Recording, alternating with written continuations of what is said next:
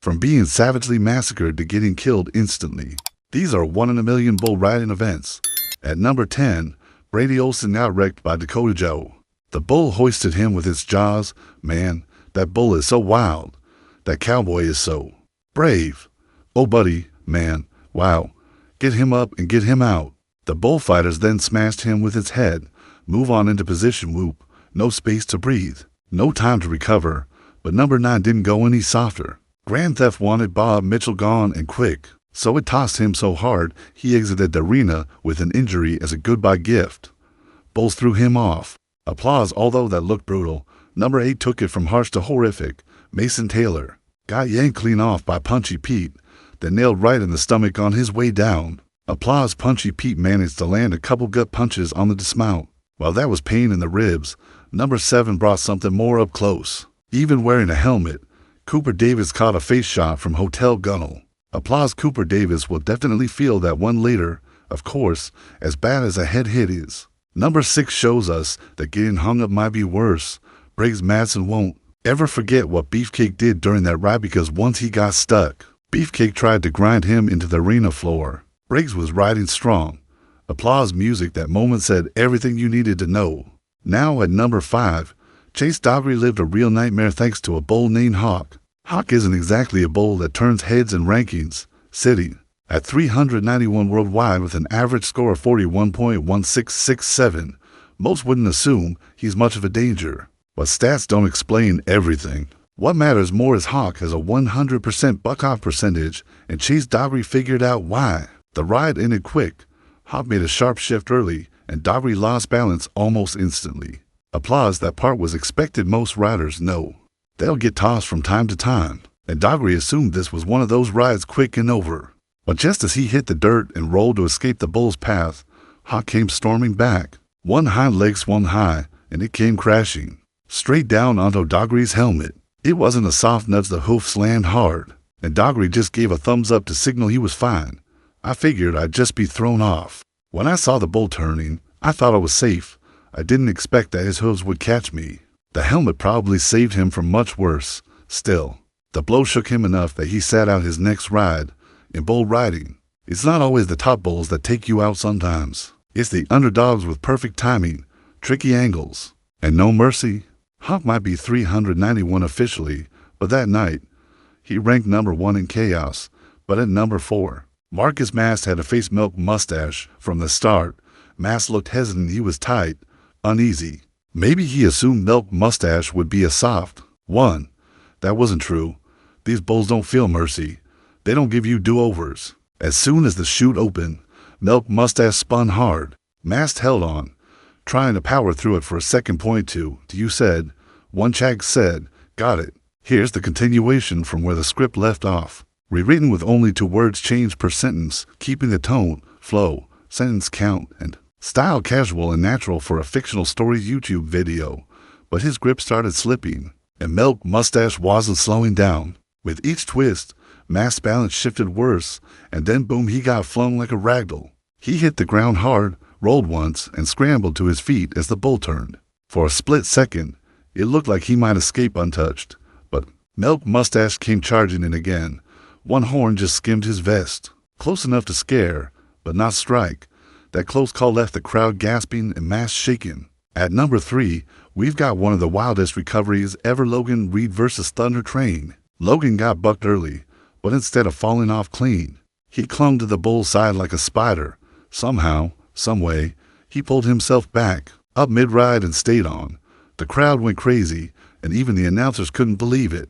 But Thunder Train didn't appreciate the comeback. He twisted even harder, launching Logan into the fence. A moment of glory turned into a crash landing. But man, what a ride that was. Looked like he might survive the chaos, but that second didn't last. The bull nailed him square with its horn right in the skull.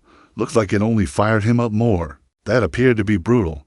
Bottom line, it's a buck off at 6. Mast smacked the dirt hard and later stomped to the side, kicking the metal fence so loud just to vent his rage. My goodness, oh. Brendel just kept getting quicker and tougher, and you see, when he finally just yanked him down, it dragged him underneath. I'm thankful later, but the frustration only grew worse. I thought the bull might go easy. I held on as long as I could, But when it spun, I didn't expect that horn to come for me like that. 1 second I believed I might ride him out. The next, my ears were ringing and I couldn't see straight. Doctors told him the injuries were minor. But what hurt more was knowing he didn't even come close to the full 8 seconds. And Milk Mustache made sure he remembered that. When Jose Vitterleem faced my blue at number 3, it didn't go how most of his rides end. Leem, at just 28, is the face of bull riding.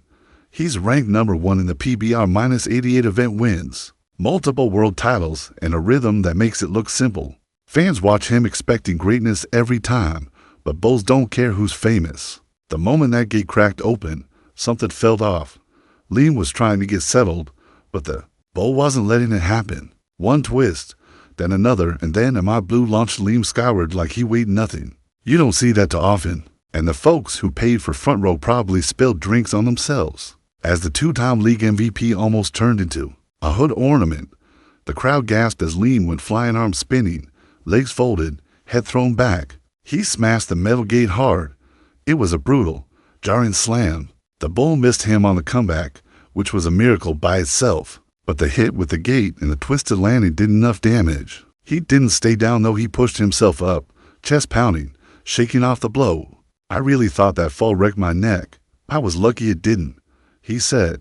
But that bull, he got me good. Sometimes, that's just the way it plays out. It was a rare moment seeing the top-ranked guy on earth get handled like that. No major injuries, but a bruised pride for sure, and a reminder that even the best hit the ground hard. But Andre Scaparro going up against Benjamin Franklin was brutal at number 2. The clock read for .00. Scaparro's no world champ. He's still grinding his way up, but he's been in the game long enough to know what's coming, or at least he thought so. When he saw Benjamin Franklin in the chute, he figured this wouldn't be a horror show. A ride he could manage, maybe hold on for the 8, or get bucked early and walk away fine. None of that went down. The second the gate popped open, the bulls shot into a tight spin, their first matchup since July. Scaparro got flung, slammed straight into the dirt. And for a second, he figured that was it, a routine buck off. Shake it off and keep moving. But he was slow getting back up, maybe too slow, because Benjamin Franklin didn't just walk off. The bull twisted back, locked eyes on him, and came storming in. The clock reads 4-0. He took a blow, and the hit was nasty. First the horn, then the skull straight into Scaparro's face, and when he dropped, the bull threw in a stomp just to seal the deal. Blood started dripping out of his mouth. He finally got help and exited the arena with his hand over his mouth. That got real intense once he was off the back of the bull. I thought the crash was the end of it. He said, "Didn't think I'd catch a horn in the face after I hit the dirt, but I was too slow." That's all it takes, just a second delayed. A bull that holds nothing back. And suddenly the fall's not even the worst part.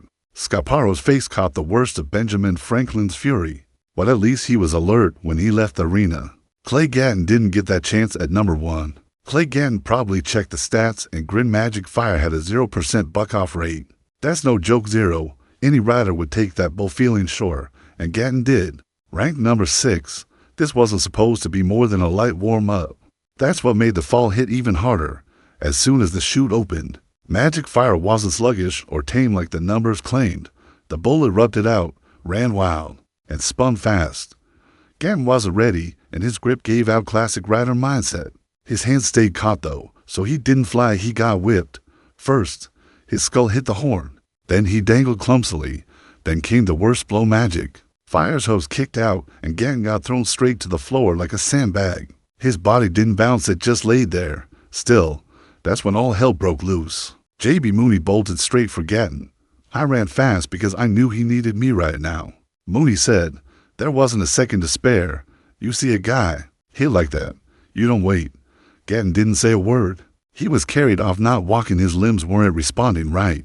But later, when he could talk, he admitted it. "My biggest mistake was underestimating the bull." He said, "I've had this habit of guessing wrong, and it bit me. I'll remember that next time. I'm not doing it again." Sometimes the ones you think will be easy hit the absolute hardest.